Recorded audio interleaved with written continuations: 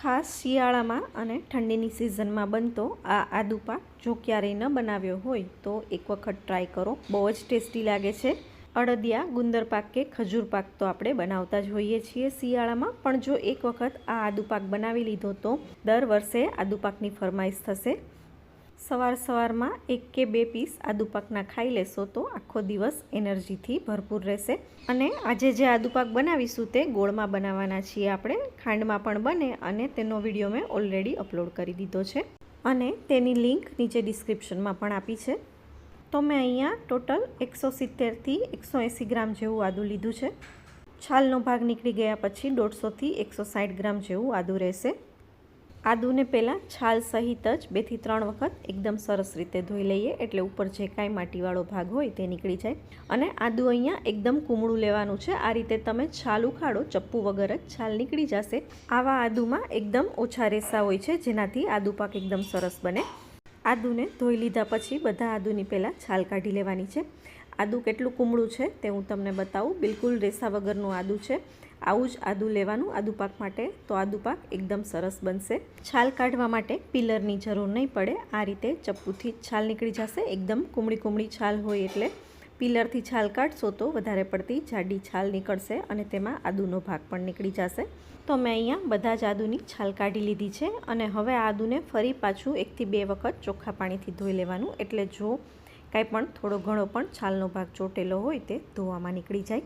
અને પછી ધોયેલા આદુને થોડીવાર માટે ચાળણીમાં નિતારી દઈએ એટલે આદુ કોરું પડી જાય। હવે આદુને ખમણવાનું છે, કોરું પડી જાય એટલે ખમણી લઈએ। અહીંયા આપણે આદુને પીસીને ઉપયોગમાં લેવાનું છે, તો જો ડાયરેક્ટ પીસશો નાના પીસ કરીને તો કદાચ ટુકડા રહી જાય અને પછી તે આદુ પાક ખાતી વખતે મોઢામાં આવે તો મજા ન આવે, એટલે આદુ મેં અહીંયા ખમણીને લીધું છે। આદુ ખમણેલું હશે તો એકદમ સરસ પીસાઈ જશે, પેસ્ટ એકદમ સરસ તૈયાર થશે ખમણેલા આદુની। તો આદુ પાકમાં આદુ સાથે બીજું શું જોઈશે તે જોઈ લઈએ। તો મેં અહીંયા બધી વસ્તુ તૈયાર કરી લીધી છે। આદુ મેં 170 ગ્રામ લીધું હતું, છાલ નીકળી અને પીસ્યા પછી 150 થી 160 ગ્રામ જેવું આદુ નીકળ્યું છે પીસાયેલું। ઘી લીધું છે, જરૂર પ્રમાણે ઉપયોગ કરીશું। માવો લીધો છે 150 ગ્રામ, ગોળ 150 ગ્રામ અને કાજુ પણ 150 ગ્રામ। દરેક વસ્તુ અહીંયા સરખા ભાગે લેવાની છે, ખાલી ઘી જ મેં અટકળે લીધું છે। ઘી જે રીતે જોઈશે તે રીતે વાપરતા જઈશું। તો હવે સૌથી પહેલાં એક પેનમાં 1 થી 1.5 ટેબલ સ્પૂન જેટલું ઘી ગરમ કરવા માટે મૂકી દઈએ। પેન આ ટાઈપનું કે પછી નોનસ્ટિક હોય તો વધારે સારું, દાજવાની કે ચોંટવાની બીક નહીં રહે। હવે ઘી ગરમ થાય એટલે સૌથી પહેલાં આપણે જે કાજુ લીધા છે તેને રોસ્ટ કરવાના છે। એકદમ ધીમો ગેસ રાખીને કાજુને ઘીમાં સાતળી લેવાના છે। ઉપરથી થોડા ગોલ્ડન થાય એટલે કાજુને બીજી એક પ્લેટમાં કાઢી લઈએ। હવે આ કાજુને ઠંડા થવા દેવાના છે। ઠંડા થાય ત્યાં સુધીમાં આપણે માવો શેકવાનો છે, તો માવો શેકવા માટે પણ 1 થી 1.5 ટેબલ સ્પૂન જેટલું જ ઘી લેવાનું, કેમ કે માવો શેકશો એટલે એમાંથી પણ ઘી નીકળશે।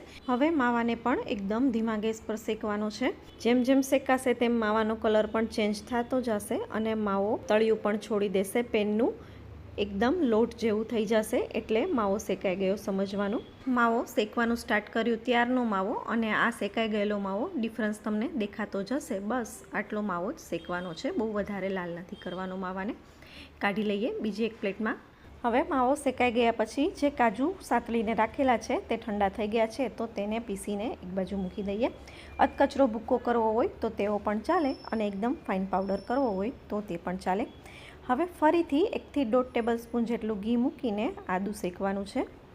ગેસની ફ્લેમ એકદમ સ્લો જ રાખવાની છે, જે કાંઈ પણ વસ્તુ શેકો ગેસની ફ્લેમ એકદમ સ્લો રાખવાની। કાજુ હોય, માવો હોય કે આદુ હોય તો જ એકદમ સરસ અંદરથી શેકાશે, નહીંતર ઉપરથી તરત લાલ થઈ જશે અને અંદરથી કાચું રહેશે।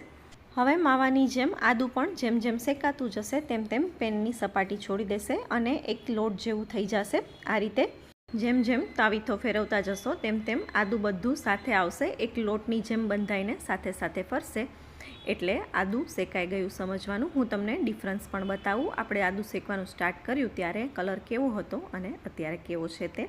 આદુ શેકાઈ જશે એટલે આ રીતે તાવીથો તમે ઊભો રાખશો તો 1 સેકન્ડ જેવો તાવીથો ઊભો પણ રહેશે, એનો મતલબ કે આદુ બરાબર શેકાઈ ગયું છે। અને તમને કલર પણ બતાવી દઉં, ડીશમાં છે તે શેક્યા પહેલાંનું આદુ છે અને આ શેકેલું આદુ છે। ડિફરન્સ તમને દેખાતો હશે, કદાચ મોબાઈલમાં બહુ આઈડિયા નહીં આવે, પણ મને અહીંયા કલર એકદમ ડિફરન્સ દેખાય છે પહેલાંનો અને શેક્યા પછીનો। આદું એકદમ પ્રોપર શેકાઈ ગયું છે, તો હવે એડ કરવાનો છે આપણે જે શેકીને રાખેલો છે તે માવો. ગેસની ફ્લેમ સ્લો જ રાખવાની છે, બંધ નથી કરવાની. તો એડ કરી દઈએ શેકેલો માવો. પહેલાં માવો અને આદુને એકદમ સરસ રીતે મિક્સ કરી લઈએ. પહેલાં આદુ અને માવાને એકદમ બરાબર મિક્સ કરીને હવે એડ કરવાનો છે ગોળ. આદુ પાક ખાંડમાં પણ બની શકે, જેનો વિડીયો મેં ઓલરેડી અપલોડ કરી દીધો છે ચેનલ પર. ગયા વર્ષે જ મૂકેલો હતો વિન્ટરમાં, અને તેની લિંક પણ નીચે ડિસ્ક્રિપ્શનમાં આપી છે. પણ લોકો હવે ખાંડ અવોઇડ કરે છે, તો ગોળમાં બનાવીએ તો એકદમ હેલ્ધી રહે. હવે ત્રણેય વસ્તુ મિક્સ કરી દીધા પછી એકદમ ધીમા ગેસ પર સતત ચલાવતા રહેવાનું છે, નીચે દાજી ન જાય તેનું ધ્યાન રાખવાનું. ગોળ પીગળશે એટલે મિશ્રણ એકદમ ઢીલું થઈ જશે. હવે આ મિશ્રણને મીડિયમ ટુ સ્લો ગેસ પર સતત ચલાવતા રહીએ. એકદમ ધીમો ગેસ રાખવાની પણ જરૂર નથી અત્યારે, નહીંતર મિશ્રણને ઘાટું થતાં વધારે વાર લાગશે. પણ સતત ચલાવતા રહેવાનું, નીચે દાજી ન જાય તેનું ધ્યાન રાખવાનું. એકદમ પ્રોપર શેકાવા આવશે એટલે આ મિશ્રણ પણ આદુ અને માવાની જેમ પેનની સપાટી છોડી દેશે. પણ બીજી પણ એક સાઇન છે કે આ મિશ્રણ બરાબર શેકાઈ ગયું છે કે નહીં તે કઈ રીતે ચેક કરવું, તો તે હું તમને આગળ બતાવું. હવે ગેસ અત્યારે સ્લો રાખવાનો છે, બંધ નથી કરવાનો. એક ડીશમાં થોડું મિશ્રણ લઈ લઈએ, થોડું ઠંડુ થાય પછી ચેક કરીએ. મિશ્રણ એકદમ ઠંડુ થઈ ગયું છે, તો આ રીતે હાથમાં લઈને ચેક કરી લેવાનું. બોલનો શેપ આપી જોવાનો. જો શેપ એકદમ સરસ હોલ્ડ કરતું હોય મિશ્રણ, બોલનો શેપ વિખાઈ ન જતો હોય તો પ્રોપર છે, પ્રોપર શેકાઈ ગયું સમજવાનું. પ્રોપર ઘટ થઈ ગયું છે મિશ્રણ તેમ સમજવાનું. અને હવે ગેસની ફ્લેમ બંધ કરીને આ મિશ્રણને 50% જેવું ઠંડુ થવા દેવાનું છે. હવે આ મિશ્રણ 50% જેવું ઠંડુ થઈ ગયું છે. હાથ લગાવી શકાય તેટલું ગરમ છે, આપણાથી સહન થાય તેટલું ગરમ હોય ત્યારે પીસેલા કાજુનો ભૂક્કો જે છે તે એડ કરી દેવાનો. ઘણાને પ્રશ્ન થશે કે ગરમ ગરમમાં કાજુ કેમ નહીં ભેળવવાના, પણ જો ગરમ મિશ્રણમાં તમે કાજુ ભેળવશો તો કાજુ પણ તેનું જે મોઇસ્ચર છે તે રિલીઝ કરશે. કાજુમાં પણ થોડું ઓઇલ કે ઘી જે કાંઈ પણ હોય તે હોય છે, અને તેના લીધે પછી આદુ પાકના પીસ બરાબર નહીં થાય જો મિશ્રણ વધારે પડતું ઢીલું થઈ જશે તો. કેમ કે આમાં આપણે કોઈ પણ લોટનો ઉપયોગ નથી કર્યો આદુ પાકમાં, તો આ આદુ પાક તમે ફરાળમાં પણ ખાઈ શકશો.